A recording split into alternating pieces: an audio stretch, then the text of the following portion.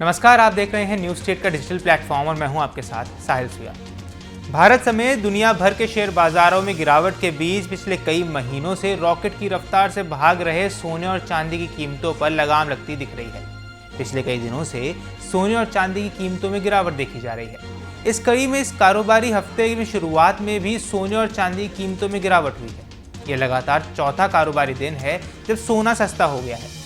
पिछले कुछ दिनों से सोना लगातार महंगाई के नए नए रिकॉर्ड बना रहा था।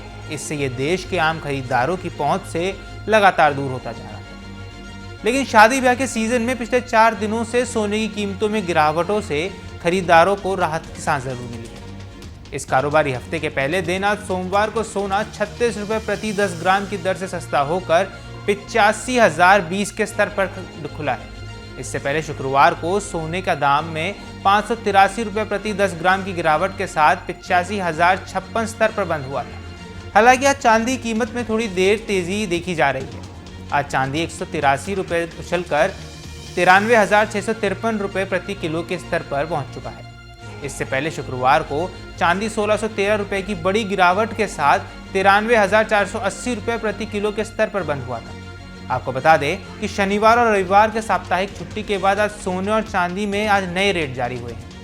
इस तरह आज सोमवार सोने की कीमत 24 कैरेट सोने की कीमत 36 रुपये सस्ती होकर 85,020 रुपये, 23 कैरेट सोने की कीमत 35 रुपये गिरकर 84,680 रुपये, 22 कैरेट वाला सोना 33 रुपये लुढ़क कर 77,878 रुपये और 18 कैरेट सोने की कीमत 27 रुपये नरमी के साथ 83,765 रुपये और 14 कैरेट गोल्ड रेट यानी 14 कैरेट सोने की कीमत 21 रुपये की गिरावट के साथ 49,787 रुपये प्रति 10 ग्राम के स्तर पर कारोबार कर रही है।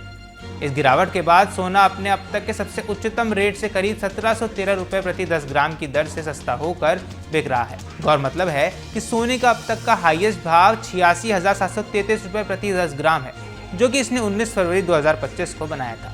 वही चांदी अपने हाईएस्ट रेट से 6,309 रुपये प्रति किलो की दर से सस्ती होकर बंद हुई है। चांदी का अब तक का उच्चतम रेट 98,862 रुपये प्रति किलो है, जो उसने 24 अक्टूबर 2024 को बनाया।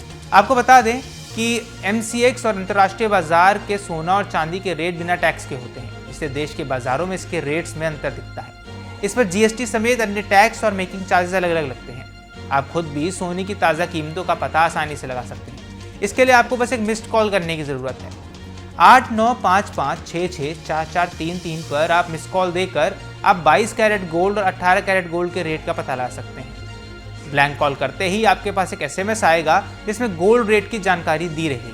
गौर मतलब है कि भारत में सोने की कीमत कई वजहों से बदलती रहती है, जैसे अंतर्राष्ट्रीय बाजार के दाम, सरकार के टैक्स और रुपए की कीमतों में उतार चढ़ाव। भारतीय सराफा बाजार के जानकारों के मुताबिक सोने और चांदी की कीमतों पर सबसे ज्यादा असर शेयर बाजार और डॉलर के मुकाबले रुपए की चाल पर निर्भर करता है। इन लोगों का कहना है कि अमेरिकी राष्ट्रपति के मेक्सिको और कनाडा पर नए शुल्क लगाने से डॉलर को मजबूती मिली, जिससे सोने की मांग घट गई। इसके अलावा फेडरल रिजर्व के ब्याज दरों में कटौती टालने की अटकलें भी सराफा बाजार पर दबाव बढ़ा रही हैं। वैश्विक आर्थिक अनिश्चितता और निवेशकों की सतर्कता के कारण सोने की कीमतों में कमजोरी बनी हुई है।